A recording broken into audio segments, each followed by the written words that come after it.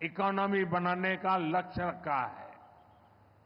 इस विजन को साकार करने के लिए चंद्रबाबू गारू की सरकार ने स्वर्ण आंध्र एट 2047 की पहल की है। इसमें केंद्र की एनडीए सरकार भी आंध्र प्रदेश के हर लक्ष्य के साथ कंधे से कंधा मिलाकर चल रही है। इसलिए केंद्र सरकार लाखों करोड़ की योजनाओं में आंध्र को विशेष प्राथमिकता दे रही है। 2047 సంవత్సరం కల్లా ఆంధ్రప్రదేశ్ రాష్ట్రంలో $2.5 ట్రిలియన్ ఆర్థిక వ్యవస్థగా తయారు అవ్వాలని లక్ష్యం పెట్టింది. ఈ విజన్ సాకారం చేసేందుకు చంద్రబాబు నాయుడు గారి ప్రభుత్వం స్వర్ణాంధ్ర 2047 అనే కార్యక్రమానికి శ్రీకారం చుట్టింది. ఈ లక్ష్యాన్ని చేరుకోవడానికి కేంద్రంలో ఉన్న ఎన్డీఏ ప్రభుత్వం ఆంధ్రప్రదేశ్ రాష్ట్రంతో పాటు భుజంతో భుజం తోడై ముందుకు నడుస్తుంది. అందుకే లక్షల కోట్ల పథకాలతో కేంద్ర ప్రభుత్వం ఆంధ్రపై ప్రత్యేక దృష్టి సారించి ప్రాధాన్యత కూడా ఇస్తుంది. आज यहां 2 लाख करोड़ रुपए से ज्यादा के प्रोजेक्ट का उद्घाटन और शिलान्यास किया गया है। ये प्रोजेक्ट्स आंध्र प्रदेश को विकास को नई ऊंचाई देंगे। मैं इन डेवलपमेंट प्रोजेक्ट के लिए आंध्र प्रदेश समेत पूरे देश को बधाई देता हूं। साथियों, आंध्र प्रदेश अपने इनोवेटिव नेचर के कारण आईटी और टेक्नोलॉजी का इतना बड़ा हब है। अब समय है आंध्र नई फ्यूचरिस्टिक टेक्नोलॉजीज का सेंटर बने। जो टेक्नोलॉजीज अभी डेवलप ही हो रही है, हम अभी से उनमें लीड लें। आज ग्रीन हाइड्रोजन का इस्तेमाल ये ऐसा ही उभरता हुआ क्षेत्र है। ఈ రోజు 2 లక్షల కోట్ల రూపాయలకు పైగా విలువైన ప్రాజెక్టులు ఇక్కడ ప్రారంభించడం మరియు శంకుస్థాపన చేయడం జరుగుతుంది. ఈ ప్రాజెక్టులు ఆంధ్రప్రదేశ్ అభివృద్ధిని సరికొత్త శిఖరాలకి చేరబోతుంది. ఈ అభివృద్ధి కార్యక్రమాలతో ఆంధ్రప్రదేశ్తో పాటు యావత్ భారతదేశానికి కూడా నా తరపున అభినందనలు తెలియజేసుకుంటున్నాను. మిత్రులారా, ఆంధ్రప్రదేశ్ రాష్ట్ర ప్రజల తాలూకా సృజనాత్మకత వల్ల ఆంధ్రప్రదేశ్ రాష్ట్రం ఐటీ మరియు సాంకేతికతకు ఒక పెద్ద కేంద్రంగా మారింది. ఇప్పుడు సమయం వచ్చింది ఆంధ్రప్రదేశ్ రాష్ట్రం సరికొత్త టెక్నాలజీస్కు కేంద్ర బిందువుగా మారాలి. ఈ కొత్తగా అభివృద్ధి చెందుతున్నటువంటి టెక్నాలజీస్కి ఆంధ్రప్రదేశ్ రాష్ట్రం సారథ్యం వహించాలి. నేడు గ్రీన్ హైడ్రోజన్ టెక్నాలజీ కూడా అటువంటి ఎదుగుతున్నటువంటి ఒక రంగమే. देश ने 2023 में नेशनल ग्रीन हाइड्रोजन मिशन की शुरुआत की थी।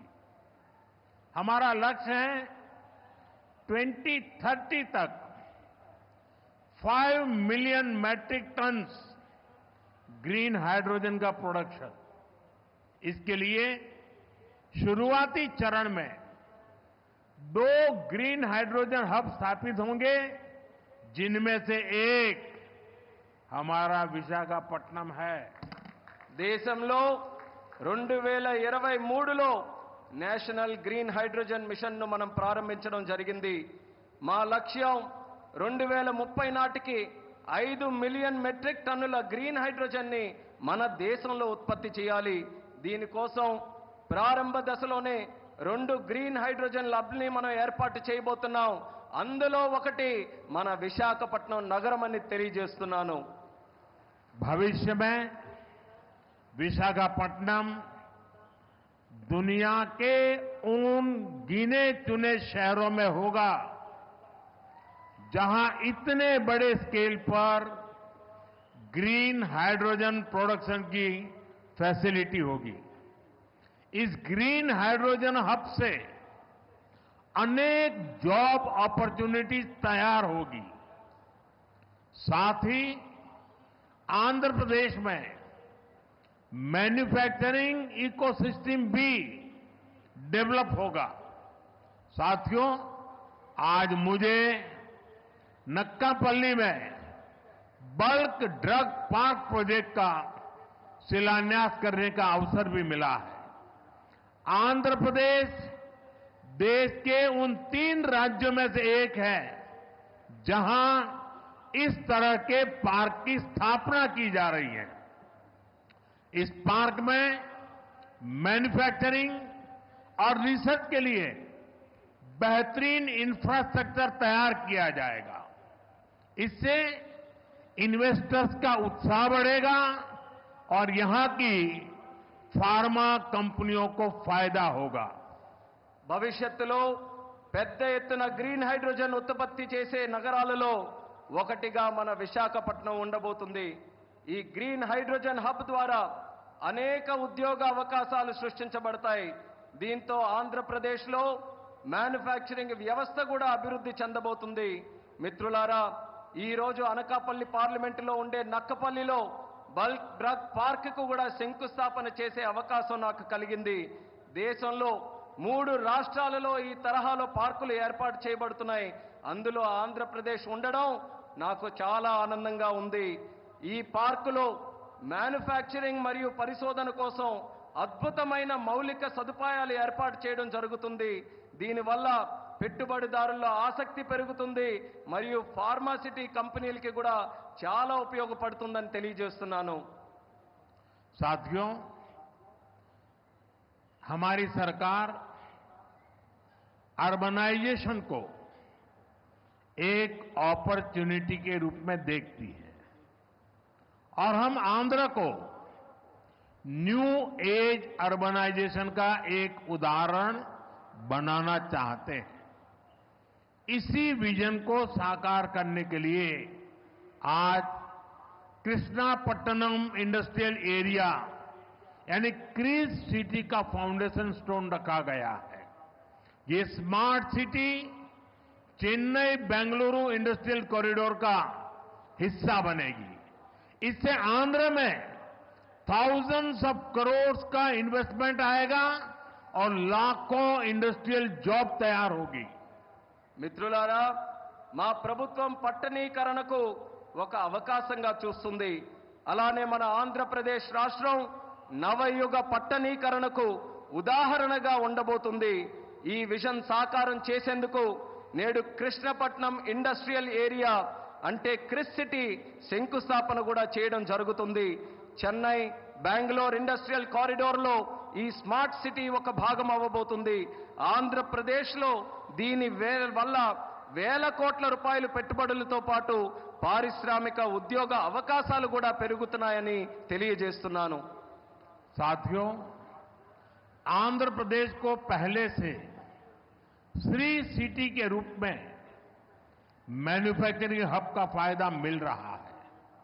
हमारा प्रयास है कि आंध्र प्रदेश इंडस्ट्रियल और मैन्युफैक्चरिंग के क्षेत्र में देश के टॉप स्टेट्स में शामिल हो।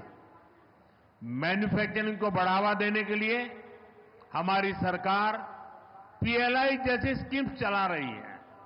इसका परिणाम यह है कि आज कई प्रोडक्ट्स की मैन्युफैक्चरिंग में भारत की गिनती दुनिया के टॉप कंट्रीज में होने लगी है। మిత్రులారా, ఆంధ్రప్రదేశ్లో నేడు శ్రీ సిటీ రూపంలో తయారీ రంగం యొక్క ఉపయోగం ప్రజలకు అందుతుంది. మా ప్రయత్నం ఏంటంటే ఆంధ్రప్రదేశ్ రాష్ట్ర పారిశ్రామిక మరియు తయారీ రంగంలో దేశంలోనే అగ్రగామిగా నిలబడాలి. తయారీ రంగాన్ని ప్రోత్సహించడానికి మా ప్రభుత్వం పిఎల్ఐ లాంటి స్కీమ్స్ ని ప్రోత్సహించడం కూడా జరుగుతుంది. దీని ఫలితంగా నేడు భారతదేశం మొబైల్ తయారీ రంగంలో ప్రపంచంలోనే ఉన్నతమైనటువంటి ర్యాంకింగ్స్ లో స్థానం కూడా సంపాదించుకుంది. साथियों, आज नए विशाखापट्टनम शहर में साउथ कोस्ट रेलवे जोन मुख्यालय की भी फाउंडेशन रखी जा रही है। आंध्र प्रदेश के विकास के लिहाज से ये बहुत इंपॉर्टेंट है। लंबे समय से एक अलग रेलवे जोन की मांग हो रही थी। आज ये स्वप्न साकार हो रहा है। మిత్రులారా, నేడు విశాఖపట్నం నగరంలో సౌత్ కోస్ట్ రైల్వే జోన్ ప్రధాన కార్యాలయానికి పునాది కూడా వేస్తున్నాం. ఆంధ్రప్రదేశ్ అభివృద్ధి దృష్ట్యా ఇది చాలా ముఖ్యమైనటువంటి కార్యక్రమం. ప్రత్యేక రైల్వే జోన్ కావాలన్న డిమాండ్ చాలా కాలంగా ఉంది. అటువంటి ఈ కళ, ఈ చిరకాల కోరిక ఈ రోజు నెరవేరబోతుందని తెలియజేసుకుంటున్నాను. साउथ कोस्ट रेलवे जोन का मुख्यालय बनने के बाद इस पूरे क्षेत्र में कृषि और व्यापार से जुड़ी एक्टिविटीज का विस्तार होगा। इसके अलावा टूरिज्म क्षेत्र और लोकल इकोनॉमी को भी प्रगति के नए अवसर मिलेंगे। సౌత్ కోస్ట్ రైల్వే జోన్ యొక్క ప్రధాన కార్యాలయం అయిన తర్వాత మన ఉత్తరాంధ్ర ప్రాంతంలో వ్యవసాయం మరియు వ్యాపారానికి సంబంధించి